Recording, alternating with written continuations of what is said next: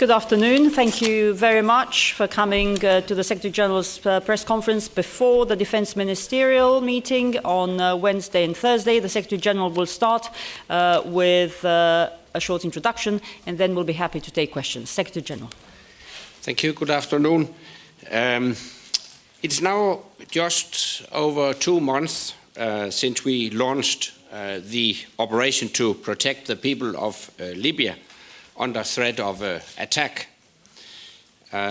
We have an historic United Nations mandate and the contribution of several partners, including from the region. Together, we have made considerable progress. We have taken the momentum. We have turned the tide of terror unleashed by the Gaddafi regime. We have saved countless lives. And we have seriously degraded the ability of the Gaddafi regime to attack civilians, and we have relieved the pressure on cities such as Misrata. The figures speak for themselves. Since NATO first took action to protect Libya's people, we have kept up a high operational tempo with over 10,000 sorties. We have damaged or destroyed almost 1,800 legitimate military targets. That includes around 100 command and control sites which Gaddafi used to organize attacks on civilians. It includes over 700 ammunition stores which he used to supply his attacks, and almost 500 tanks, armored personnel carriers, and rocket launchers, which he used indiscriminately against his own people. Our air crews have conducted operations with the utmost care and precision to avoid civilian casualties. And the effect is clear to see. Gaddafi has lost his grip over much of the country. Every day, those closest to him are defecting and deserting, and his regime is increasingly isolated at home and abroad.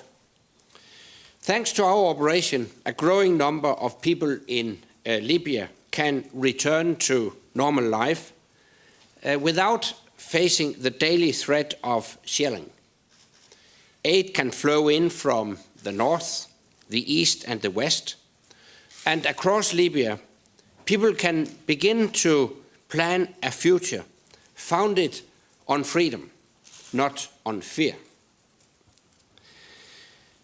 However, Gaddafi's regime still poses a threat. Last week, the United Nations Commission of Inquiry reported that his forces have committed widespread and systematic war crimes and crimes against humanity, including murder, torture, persecution, and sexual abuse. It is an appalling catalogue of crimes. And those very same forces are still launching indiscriminate and illegal attacks against cities such as Sintan. That's why we agreed to extend our mission by a further 90 days. We have intensified our military pressure, and we are determined to continue our operation for as long as it takes. Our message to the people of Libya is clear. NATO and partners are protecting you. Our message to the Gaddafi regime is clear. We started this mission and we will complete it. And our message to the international community is also clear. We committed ourselves to implementing the United Nations mandate, and we are keeping our commitment. Our operation is paving the way for a political solution so that the people of Libya can shape their own future. On Wednesday, defense ministers of NATO and our contributing partners will take stock of the progress we have made and to look ahead. And I expect us to begin discussing how we prepare for the day after Gaddafi goes. Because that day is coming. Gaddafi is part of Libya's past. The future belongs to the people of Libya. Nous devrions donc tous planifier l'avenir et nous tenir prêts pour la suite. La communauté internationale doit être prête à aider le peuple libyen à veiller à ce que le passage à la démocratie se fasse de manière pacifique et ordonnée. Laissez-moi souligner, lorsque notre mission sera accomplie, je n'imagine pas que l'OTAN puisse jouer un rôle de premier plan. Je suis persuadé que d'autres ont les capacités et l'expertise nécessaires pour faciliter la transition en Libye à l'issue du conflit. Et c'est l'ONU qui conduira cette transition. L'OTAN peut apporter sa contribution.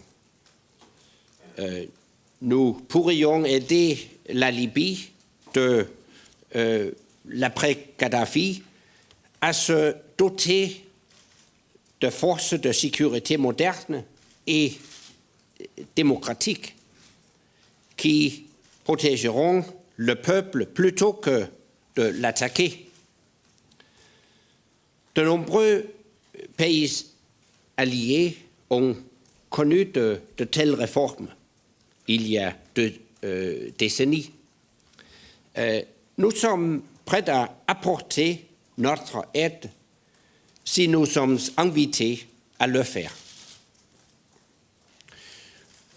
Le débat ne sera pas clos cette semaine, mais nous devons l'entamer à présent parce que Kadhafi n'a plus le vent en poupe et nous devons tous préparer la suite. And with that, I'm ready for your questions.